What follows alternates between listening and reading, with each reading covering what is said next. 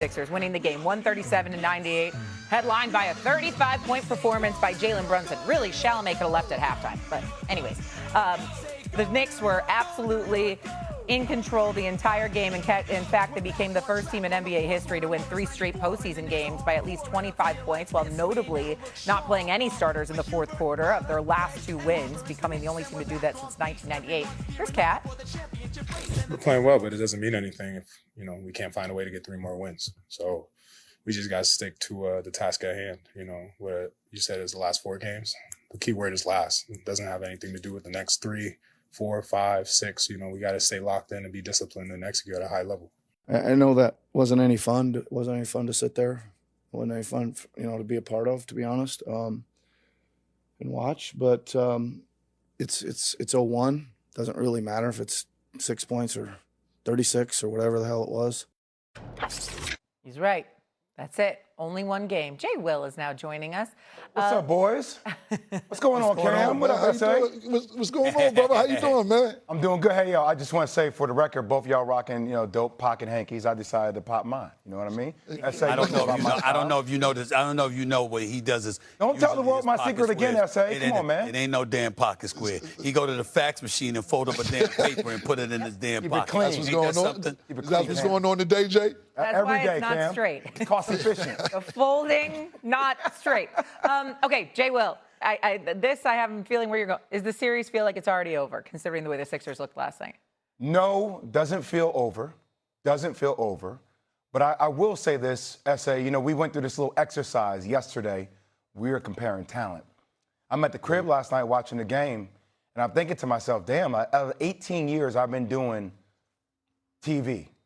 This is the first time the ceiling offensively and defensively, I'm like, they can win a chip. Yeah. I've never said that about the Knicks. The conversation always has been, can they come out of the East, right? Last night, I felt like, okay, that team that played the last 3 games, that can win a championship. I also will say this, because to me, this was my biggest takeaway from last night, and it's how I've naturally felt over the last couple of years. And his talent is 1 of 1. There's no question in it. I just don't know if I believe at this stage of his career you can win a championship with Joel Embiid. Mm-hmm. I know he can give you bucket after bucket. I know some people can be frustrating at flopping and get to the free throw line. And I got into an argument with Wendy about hiding best players because you can make that case a little bit about Jaylen Brunson.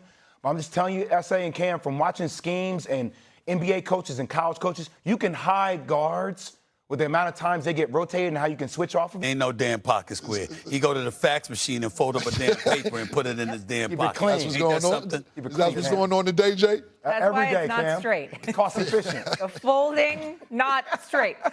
Okay, Jay Will. I have a feeling where you're going. Is the series feel like it's already over, considering the way the Sixers looked last night?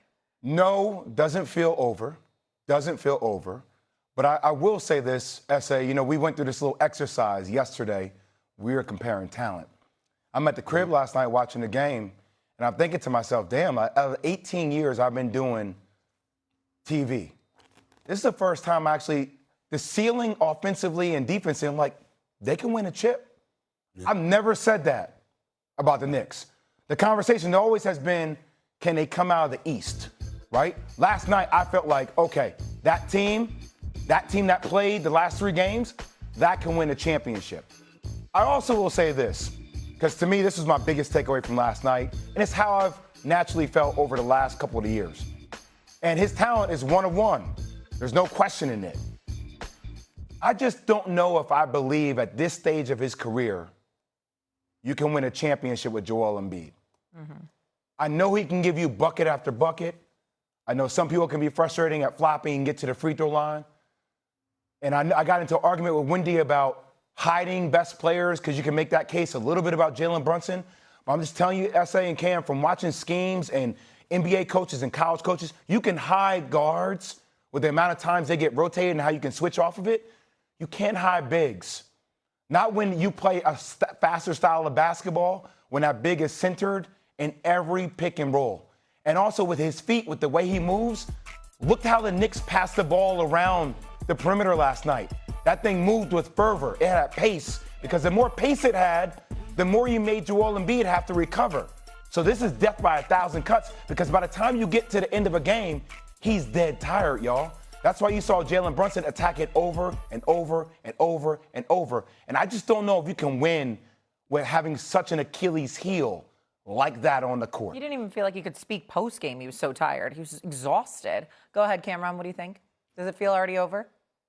Real quick before we get to that, Jay Will, Stephen A. last segment pulled up some paraphernalia of me wearing a Boston Celtics jacket, trolling the Knicks. I actually talked to the producers during the break, and they pulled up something that I was talking about that he said last year, 2 years ago. Can we go to the footage real quick, please? This is for my own health and my own sanity. Oh, got it. I'm done. I'm still gonna root for them. Good. But Protect I your can't peace. I can't be in the garden because I'm scared of what I would say to them if I saw them face to face. Go ahead, kid. You know what? You know I gotta tell you the truth. And I gotta. One last thing. Oh. The New York Knicks, you ready for this? Yeah. Are worse than the Dallas Cowboys. Oh, boy. It was the truth. It was the truth at the time. It was the truth. Okay? And you know what? It's stuff like that that got them to correct the error of their ways. I'm taking credit for it. Oh, stop it. Stop it. It's not hurting me. I'm crazy. taking credit for it. That's right. Damn. That's right. Don't let you sit right next to him. Don't let him get off with that. Listen, the thing about it is I'm not going to argue with him about it because he acted like he didn't know what I was talking about. So during the break, I talked to the producers. The producers knew exactly what I was talking about. That's why they got the footage so quick. He tried to brush it off last segment, but So a rookie shows up to First Take and gets the producers to pull up some clips. Ain't that something? Listen, I'm man. trying to tell you right now. All right. Listen, man. It's your moment. It's okay. It's okay, Stephen A. I understand you being emotionally involved, but you actually called them worse than the Dallas Cowboys. Listen, Yo, Shay, SA, Jay to your Will. credit, though, the chin structure, though, it's tightened up, though. I see you. Yeah. I see you, dog. I mean, he talking about what I said. I'm looking at how I look then compared to how I look now. Yeah, I'm like, yeah, that's what I'm absolutely. focused on. Yeah. All right, let's stay focused. Cameron, get us there. Go ahead. Is the series already? We got GQ. How I'm looking. We're all over the place. Stay focused here. The Knicks.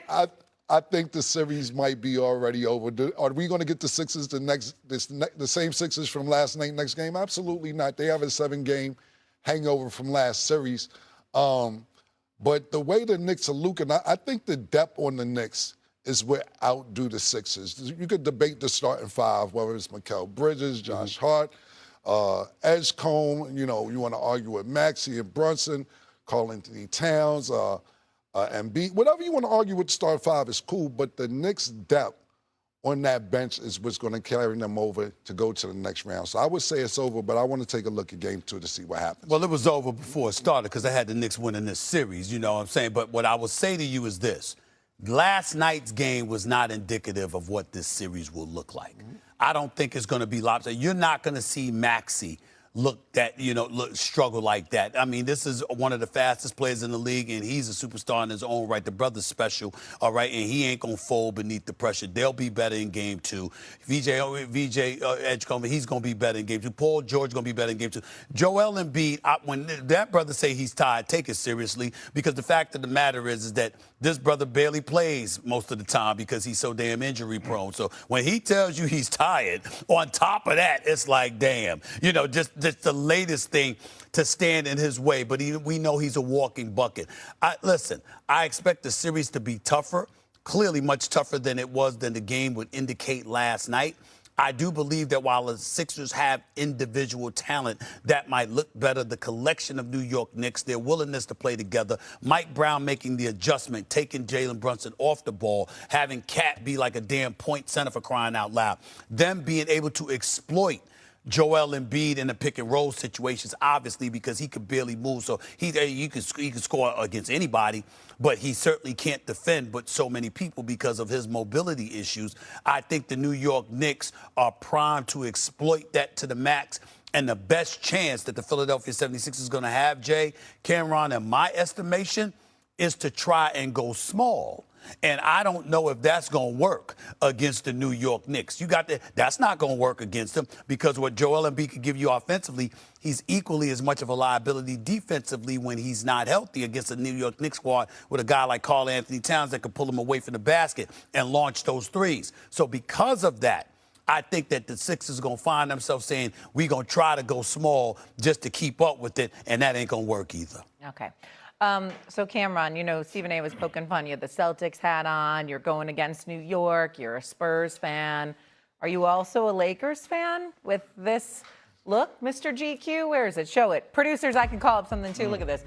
Very yellow, Mr. GQ. It does call you, Cam. It calls you the king. It calls you the king of the hot take, though. That's right, king of the hot take. Do you have any comments on that? Took too long I to don't get mind. on this show. I don't mind. I don't mind. You know what I'm saying? Listen, Your producers work fast, man. Cats deserve their shine. I'm here to give it to them because, damn it, I'm looking at that suit. I'm going like this. That is pretty fly. I must admit it. Yellow silk? How about it?